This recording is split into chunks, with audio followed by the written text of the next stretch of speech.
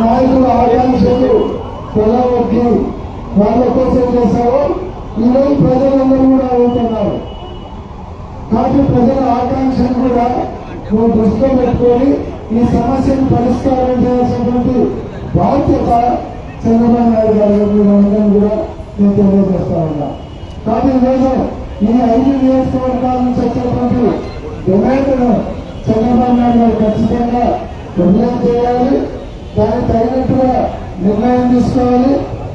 ఏదైతే పునర్విభజనను మళ్ళీ ప్రారంభించారో ఆ కార్యక్రమంలో భాగంగా మేము డిమాండ్ ఇస్తామంది కాబట్టి ఆ డిమాండ్ అన్నింటి కూడా పరిశీలించి ఈ ఆదరణటువంటి 5 నియోజకవర్గాల ప్రజల ఆకాంక్ష మేరకు దీన్ని జిల్లా చేసడానికి సముచితమైనటువంటి నిర్ణయాన్ని తీసుకోవాలి. తీసుకోకుంటే ఇక్కడ ప్రజల ఆగ్రహానికి గురి కావాల్సి వస్తామని కూడా నేను ఈ సందర్భంగా తెలియజేస్తా ఉన్నాను. ఎందుకంటే ఆల్రెడీ జగన్మోహన్ రెడ్డి గారు ఈ 5 నియోజకవర్గాలకు అనుకూలంగా ఉండాలని ఒక మెడికల్ కాలేజీ కూడా ఇవ్వడం జరిగింది. ఈ వెనుకబడినటువంటి ప్రాంతము మెడికల్ కాలేజ్ ఇస్తే ఈ ప్రాంతం అంతా కూడా అభివృద్ధి చెందుతుంది. అంతేకాకుండా ఈ మెడికల్ కాలేజ్ కి అనుబంధంగా 500 బెడ్ల హాస్పిటల్ వస్తుంది. కాబట్టి హాస్పిటల్తో పాటు ఇక్కడ ఉన్నటువంటి ప్రజలందరూ కూడా ఉచితంగా వైద్య సేవ వస్తుంది. మామూలుగా ఆ కాలనీ హాస్పిటల్ పూర్తయిందంటే ఈ 5 నియోజకవర్గాల ప్రజలెవరూ కూడా వైద్యానికి కర్నూలుకు రావాల్సినటువంటి అవసరం లేదు.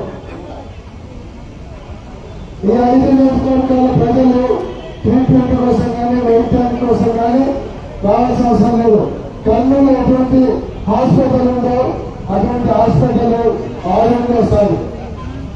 అదే కాకుండా మెడికల్ కాలేజ్ వచ్చిందంటే ఈ ప్రాంతంలో ఉన్నటువంటి మన పిల్లలు ఎవరు కూడా డాక్టర్ కోర్స్ కానీ ఎండి కానీ ఎంఎస్ కానీ చదవడానికి అవకాశం ఉంటుంది.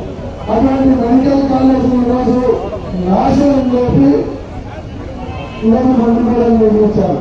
జగన్మోహన్ రెడ్డి గారు అంటే ఈ పాటికి మెడికల్ కాలేజ్ పూర్తి అయ్యేది, ఈ పాటికి హాస్పిటల్ కూడా స్టార్ట్ అయ్యేది, క్లాసెస్ స్టార్ట్ అయితే ఈ ప్రాంతంలో అటు వైద్యంలోనే కాదు ఈ ప్రాంతం డెవలప్ అయ్యడానికి కూడా అవకాశం ఇస్తారు.